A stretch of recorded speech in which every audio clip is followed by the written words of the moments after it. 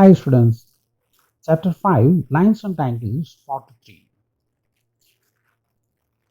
In part 3 we are going to see intersecting lines. What is intersecting lines? Two lines L and M intersect if they have a point in common. This common point O is the point of intersection. You see the figure.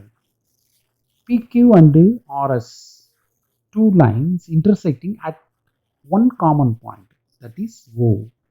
Here O is common point. Now we can see some examples.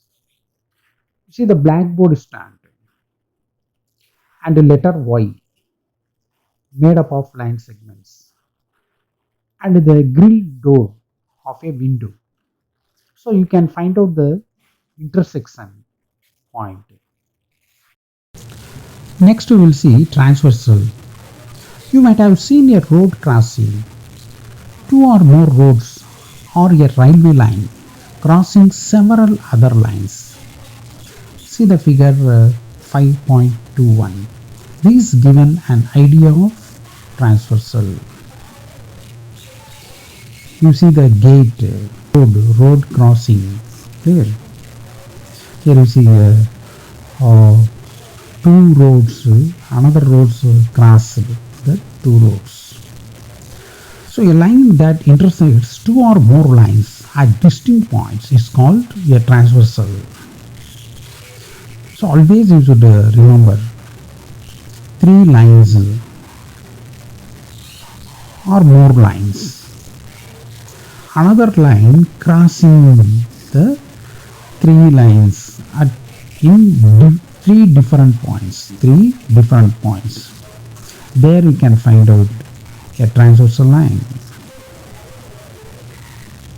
A line that intersects two or more lines at distinct points is called a transversal. Okay. You see in the figure 5.22 also, P is a transversal to the lines L and M. See the figure 5.22, two lines L and M, and P is crossed the L and M in two distinct points, so that P is called transversal line. Now you see the figure 5.23, the line P is not a transversal, although it cuts two lines L and M.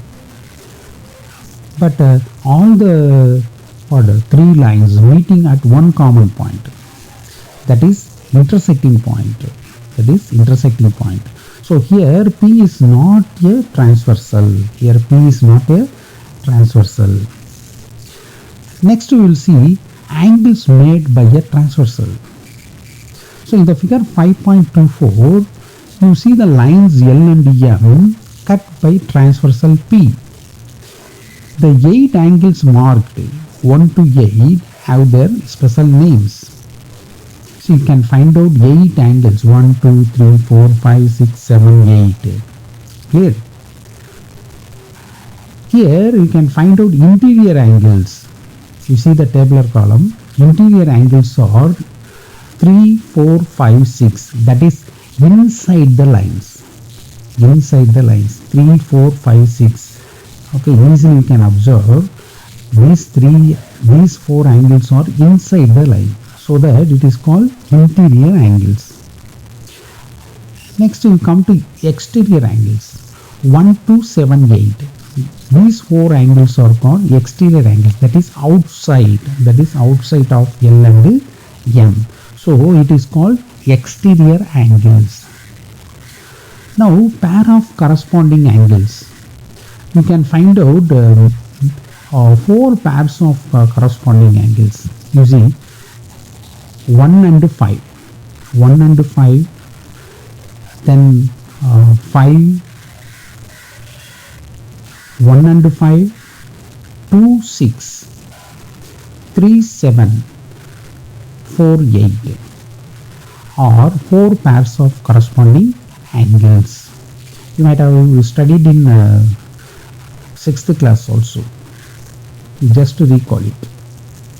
Now pairs of alternate interior angles. alternate interior angles. You can find out here 3, 6 and 4, 5 or alternate interior angle. Just what 3 and 6 you see, that is alternate. 4 and 5 also alternate. Okay, 3 is in one side of the transversal, 6 is what another side of the transversal, so it is called alternate interior angle.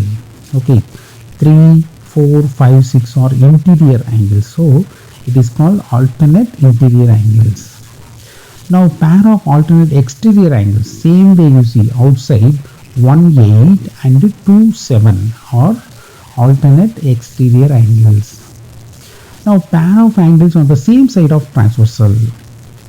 You see the pair of angles on the same side of the transversal, that is 3 and 5 same side.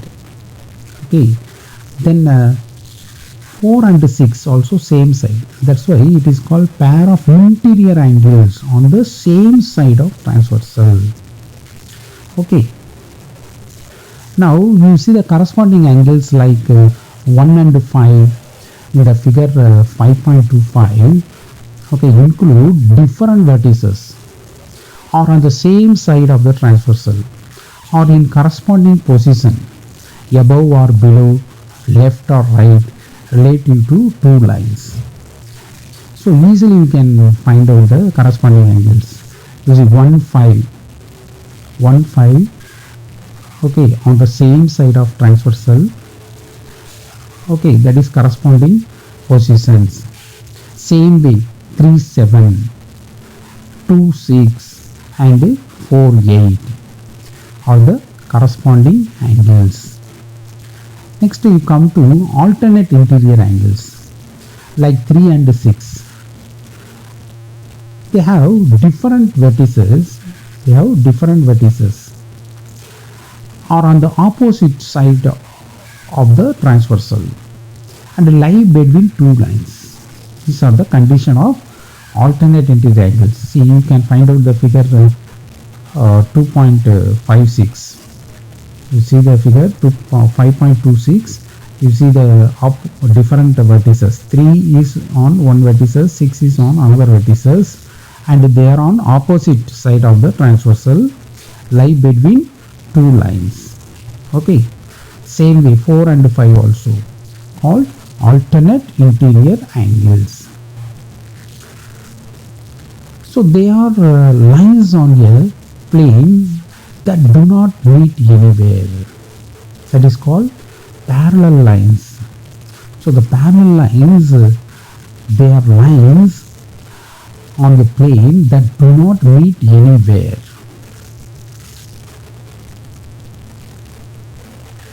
The lines which never cross each other at any point are called non-intersecting lines. These lines are called parallel lines, and the common length between two lines is the distance between parallel lines. You see the figure, two lines, okay, they never intersect. They are called parallel lines. So the distance you see 3, 3, 3, everywhere 3 centimeter distance. Okay, so the common length between two lines is the distance between parallel lines.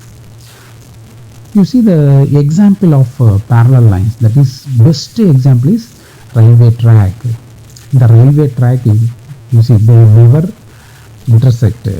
Clear? It is going on like railway track. Okay. Then ladder stand. You see the parallel. You can find out the parallel lines. Clear? So like this, what you have many examples in day-to-day life. So the transversal of parallel lines, you just to recall it, two lines which never meet with each other are called parallel lines.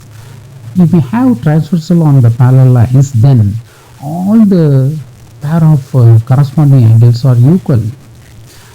You see, angle 3 equal to angle 7, angle 4 equal to angle 8, angle 1 equal to angle 5, angle 2 equal to angle 6. Always you have to remember. Okay, two lines are parallel, then P is transversal line, Then we will find out what 8 angles. In these you have to find out the corresponding angles. 1 and 7.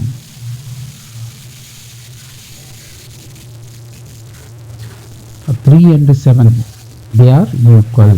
4 and 8, they are equal. 1 and 5, they are equal. 2 and 6, they are equal. Understand? Same way you have all the pair of alternate interior angles are also equal. You see 3, 6 alternate interior angles, they are equal. 4, 5 alternate interior angles, they are equal. In the same way alternate exterior angles also equal. Angle 1 and angle 8, angle 2 equal to angle 7 are equal.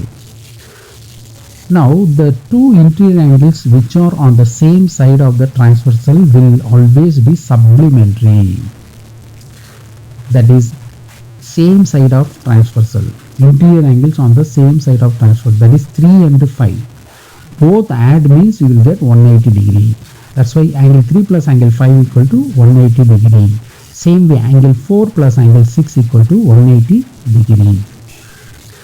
Now you can see very easily remember these results if you can look for relevant shapes.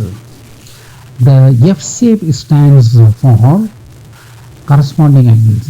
You see the shape of the corresponding angles, it will form F. Okay, see the two angles in F. Okay, everywhere you see two angles, the form of F. Same way the Z shape stands for alternate angles. You see alternate angles, you can say the shape Z. Okay, all the three diagrams you see, you get Z shape means alternate interior angle. So that easily we can find out the corresponding angles and the alternate interior angles. Okay. Now checking for parallel lines. If two lines are parallel, then we know that a transversal gives rise to pair of equal corresponding angles, equal alternate interior angles, and interior angles on the same side of transversal being supplementary. When two lines are given, is there any method to check if they are parallel or not? You need this skill in many life-oriented situations. A draftsman uses a carpenter's square and a straight edge ruler to draw these segments. You see the figure 5.30. You might have seen the carpenter's square. Thus, when a transversal cuts two lines such that pair of corresponding angles are equal, then the lines have to be parallel. You remember, when a transversal cuts two lines such that pair of corresponding angles are equal, means then the two lines have to be a parallel lines. Look at the Z. Figure 5.31. The horizontal segments here are parallel. Horizontal segment here parallel because the alternate angles are equal. So when a transversal cuts two lines such that pairs of alternate interior angles are equal, then lines have to be parallel.